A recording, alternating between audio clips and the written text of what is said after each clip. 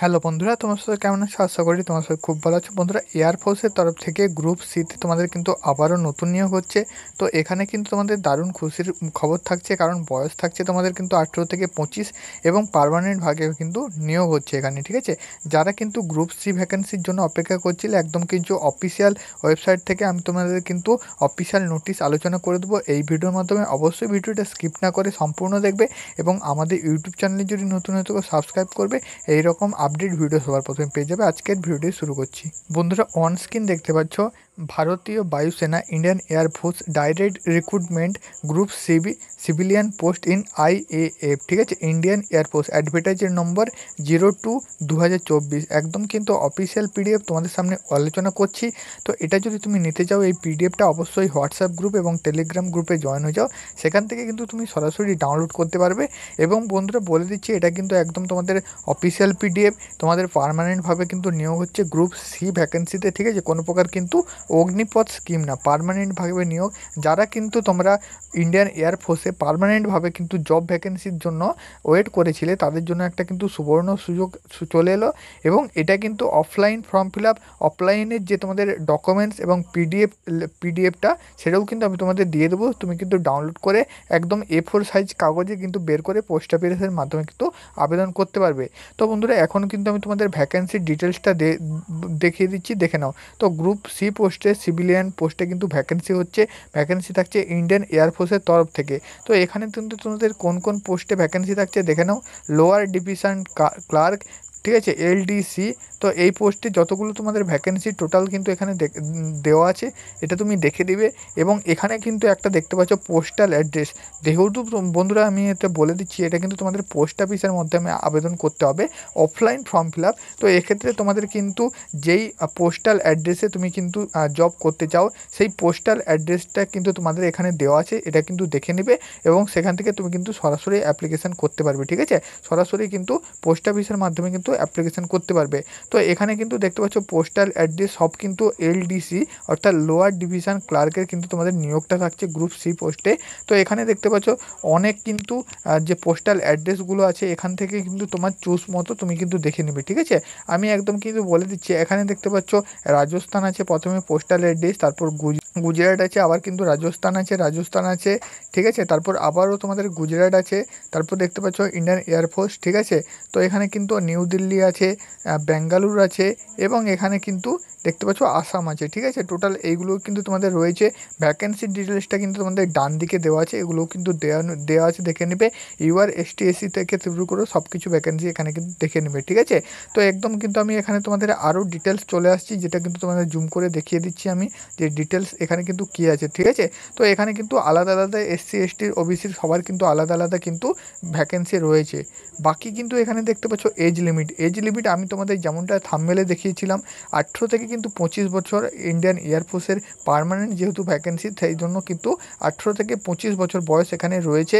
যে এবং এখানে কিন্তু একটা এজ রিল্যাক্সেশন থাকছে, যাদের কিন্তু OBC ক্যান্ডিডেট 3 বছরের ছাড় পেয়ে যাচ্ছ, ST SC হয়ে থাকলে 5 বছরের ছাড় পেয়ে যাচ্ছ। ঠিক আছে, অনেকেই জানো ইন্ডিয়ান যে এয়ারফোর্স অগ্নিবীরের মাধ্যমে হওয়ার জন্য এজ লিমিটটা কিন্তু শেষ হয়ে গেছে, অনেকেই ভাইরা কিন্তু আবেদন করতে পারো না।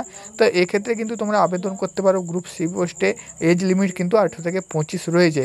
এবং এখানে দেখতে পাচ্ছ এক্স সার্ভিসম্যানের জন্য কিন্তু রয়েছে SC ST এবং OBC। ঠিক আছে, সম্পূর্ণ কিন্তু এখানে ডিটেলস রয়েছে। তো মূল যে তোমাদের ভ্যাকেন্সিটা রয়েছে লোয়ার ডিভিশন ক্লার্ক LDC। ঠিক আছে, এর জন্য তোমাদের পে স্কেল লেভেল 2 অনুযায়ী কিন্তু বেতন কাঠামো দেওয়া হবে পার্মানেন্ট ভ্যাকেন্সিতে। ঠিক আছে, এডুকেশান কোয়ালিফিকেশান দেখতে পাচ্ছ 12 ক্লাস পাস হতে হবে, যে কোনো তোমাকে স্বীকৃত প্রতিষ্ঠান থেকে উচ্চ মাধ্যমিক পাস হতে হবে। আর্টস, কমার্স, সায়েন্স যে কোনো শাখায় তুমি উচ্চ মাধ্যমিক পাস হলেই হবে। নেক্সট বন্ধুরা, এখানে তোমাদের আরও কী চাওয়া হয়েছে, skill test normal on computer English typing. ঠিক আছে, তো এখানে কিন্তু স্কিল টেস্ট চাওয়া হয়েছে, যাদের কিন্তু কম্পিউটারে টাইপিং স্পিড আছে 35 ওয়ার্ড পার মিনিট। ঠিক আছে, 1 মিনিটে কিন্তু 35 ওয়ার্ড এখানে লিখতে হবে। তো এটা কিন্তু তোমাদের টাইপিং স্পিড চাওয়া হয়েছে ইংলিশের উপর। এবং তোমার যদি হিন্দি টাইপিং থেকে থাকে তাহলে 30 ওয়ার্ড পার মিনিট কিন্তু এখানে দেওয়া আছে। ঠিক আছে, তো এটা কিন্তু তোমাদের স্কিল টেস্ট দেওয়া আছে কম্পিউটার, এটাও কিন্তু তোমাদের লাগছে। ঠিক আছে, উচ্চ মাধ্যমিক এবং skill test computer typing test কিন্তু লাগছে। নেক্সট এখানে দেখতে পাচ্ছ 4 নম্বর আছে মোড অফ সিলেকশান, কীভাবে তোমাদের কিন্তু সিলেকশান হবে সেটাও কিন্তু আমি তোমাদের বলে দিচ্ছি, দেখে নাও। তো এখানে কিন্তু তোমাদের সিলেকশান মূল যে ক্রাইটেরিয়া, তো সেটা কিন্তু তোমাদের দুটা ধাপে, প্রথমে কিন্তু রিটেন টেস্ট, তারপর কিন্তু স্কিল টেস্ট বা প্র্যাকটিক্যাল টেস্ট, ঠিক আছে। তো স্কিল টেস্টে আমি তোমাদের বলে দেবো এবং প্র্যাকটিক্যাল রিটেন টেস্টেও বলে দেবো, সেটাও কিন্তু এখানে দেখে নাও। তো এখানে প্রথমে আমি যেহেতু তোমাদের বললাম রিটেন টেস্ট থাকছে, লিখিত পরীক্ষা থাকছে, তো লিখিত পরীক্ষার এখানে সিলেবাসটা দেখে নাও। সিলেবাস থাকছে তোমাদের general intelligence, English language, numerical attitude, general awareness, ঠিক আছে। এই 4টা পার্ট থেকে কিন্তু কোশ্চেন থাকছে, টোটাল কিন্তু ইংলিশ এবং হিন্দিতে কোশ্চেন থাকছে, ঠিক আছে। নেগেটিভ মার্ক কত থাকছে সেটাও কিন্তু আমি তোমাদের এখানে যতটা দেওয়া আছে আমি কিন্তু বলে দেবো। নেক্সট এখানে দেখতে পাচ্ছ সিলেকশন প্রসেস, রিটেন টেস্ট এবং স্কিল টেস্ট, ঠিক আছে। তো এই দুটোতেই কিন্তু কোয়ালিফাই করতে হবে। তো স্কিল টেস্ট এবং প্র্যাকটিক্যাল টেস্ট এটা কীভাবে তোমাদের হবে, এটা কিন্তু তোমাদের প্রথমে যেটা বললাম কম্পিউটারে যে টাইপিং টেস্ট, তো সেই টাইপিং টেস্ট কিন্তু তোমাদের নেওয়া হবে। টাইপিং টেস্টে যারা যারা কিন্তু কোয়ালিফাই করবে তাদের কিন্তু সিলেকশন হয়ে যাবে, ঠিক আছে। বাকি কিন্তু এখানে তোমাদের নিচে একদম নিচে যেটা আছে এই পিডিএফটা, তো এটা কিন্তু তোমাদের যে অ্যাপ্লিকেশান পিডিএফ, ঠিক আছে। অ্যাপ্লিকেশান পিডিএফ কীভাবে তোমাদের কিন্তু অ্যাপ্লিকেশান করবে তার কিন্তু এখানে পিডিএফটা দেওয়া আছে, এবং বাকি কিন্তু আমি তোমাদের দেখিয়ে দিচ্ছি কীভাবে তোমাদের কিন্তু এই পিডিএফটা করতে হবে। তো এখানে কিন্তু দেখতে পাচ্ছ পোস্টাল অ্যাপ্লিকেশান, ঠিক আছে, অ্যাপ্লিকেশান ফরম্যাট, এই যে পিডিএফটা, তো এটা কিন্তু A4 কাগজে তোমরা বের করে সরাসরি কিন্তু তোমরা পোস্টাল অ্যাড্রেসে, যেই অ্যাড্রেসে তুমি কিন্তু অ্যাপ্লিকেশান করতে চাও সেই অ্যাড্রেসে দিতে হবে, ঠিক আছে।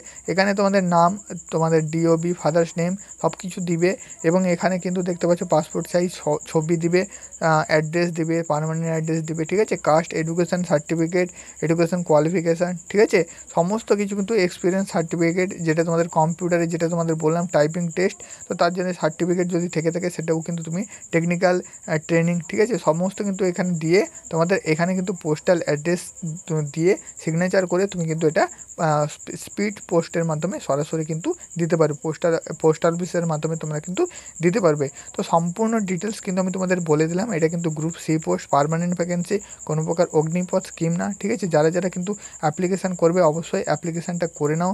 আমি কিন্তু তোমাদের ডিটেলস ভিডিও বানিয়ে দিয়ে দিলাম, গ্রুপ সি পোস্টে কিন্তু নিয়োগটা থাকছে। আজকের ভিডিও এটুকুই, আশা করি তোমাদের বোঝাতে পেরেছি। হেল্পফুল হয়ে থাকলে অবশ্যই চ্যানেলটি সাবস্ক্রাইব করবে এবং বন্ধুদের সাথে শেয়ার করে দেবে।